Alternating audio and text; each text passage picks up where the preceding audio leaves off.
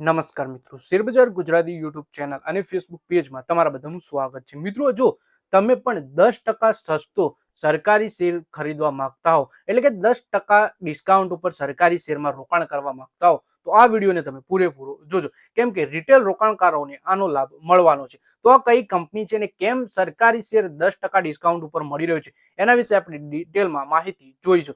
તો આ વિડીયોને તમે પૂરેપૂરો જોજો અને યુટ્યુબમાં જોતા હોય તો વિડીયોને લાઇક કરી દેજો, કોમેન્ટ કરજો અને હાઇપ કરવાનું તો ભૂલતા જ નહીં, જેથી શેર બજારની માહિતી ગુજરાતીમાં ગુજરાતના દરેક રોકાણકાર પાસે સરળતાથી પહોંચી શકે. સાથે જ ફેસબુક ઉપર જોઈ રહ્યા હોય તો આપણા વિડીયોને પોતાના મિત્રો સાથે ફેસબુક ઉપર શેર કરી દેજો. તો ચાલો આપણે આ ડિટેલમાં માહિતી જોઈએ કે કેમ આ સરકારી શેર સસ્તો મળી રહ્યો છે અને ખરીદી કરવી કે નહીં, એમાં એક્સપર્ટ શું જણાવે છે. સરકારી માલિકીની કંપની હિન્દુસ્તાન કોપર લિમિટેડમાં પોતાનો હિસ્સો ઓફર ફોર સેલ દ્વારા ઘટાડવા માટે તૈયાર છે.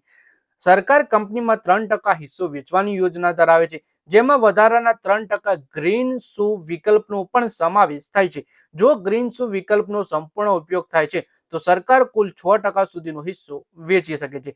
એટલે કે સરકારની કંપની છે હિન્દુસ્તાન કોપર લિમિટેડ, એમાં સરકાર ઓફર ફોર સેલ દ્વારા પોતાનો હિસ્સો ઘટાડવા જઈ રહી છે અને એ છે 3%નો. 3%ની સાથે જ 3% વધારાના ગ્રીન શુ વિકલ્પ પણ સામેલ છે. જો ગ્રીન શુ વિકલ્પનો પણ પૂરેપૂરો ઉપયોગ થઈ જાય છે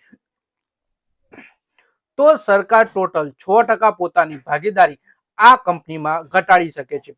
તો આ વિડીયોમાં આપણે વધારે માહિતી આના વિશે જોઈએ.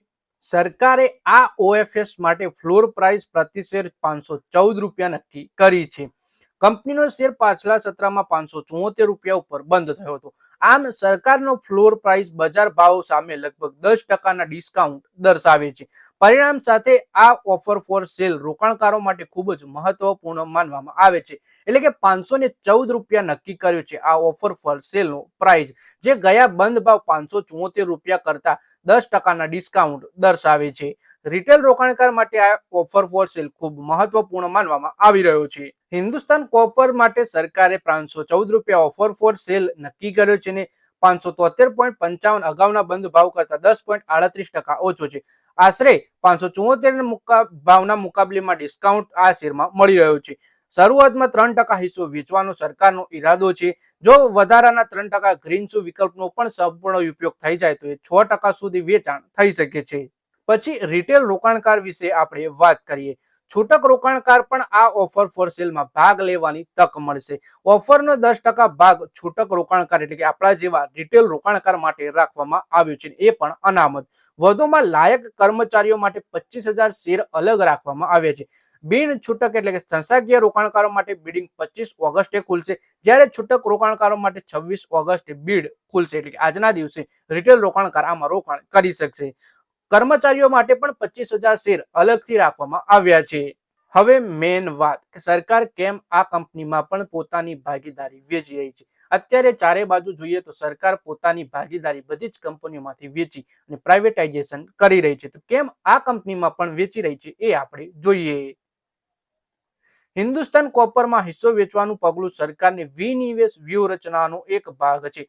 ઓફર ફોર સેલ દ્વારા સરકાર તેનું હોલ્ડિંગ ઘટાડશે અને કંપનીની આંશિક માલિકી બજાર રોકાણકારોને ટ્રાન્સફર કરશે. હિન્દુસ્તાન કોપર દેશની અગ્રણી રાજ્ય માલિકીની કોપર કંપનીઓમાંની એક છે.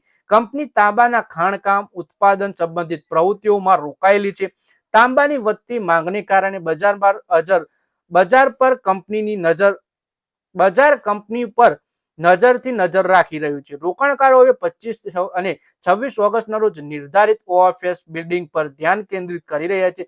સંસ્થાકીય રોકાણકારો 25 ઓગસ્ટે ભાગ લઈ શકશે, જ્યારે રિટેલ રોકાણકાર 26 ઓગસ્ટે ઓએફએસમાં ભાગ લઈ શકશે. તો મિત્રો, આ વિડીયોમાં વાત કરીએ આપણે હિન્દુસ્તાન કોપરના શેર વિશે, જેમાં સરકાર પોતાની 3% ભાગીદારી વેચી રહી છે અને 3% ગ્રીન શુ તરીકે પણ રાખી છે. એટલે કે જો ટોટલ વાત કરીએ તો 6% ભાગીદારી સરકાર વેચી રહી છે અને 514 રૂપિયાની ઓફર પ્રાઇસ રાખી છે. એટલે કે ગયા બંધ ભાવથી 10%ના ડિસ્કાઉન્ટ ઉપર આ શેર ઓફર ફોર સેલમાં વેચાઈ રહ્યો છે. તો મિત્રો, આ વિડીયોમાં બસ આટલું જ.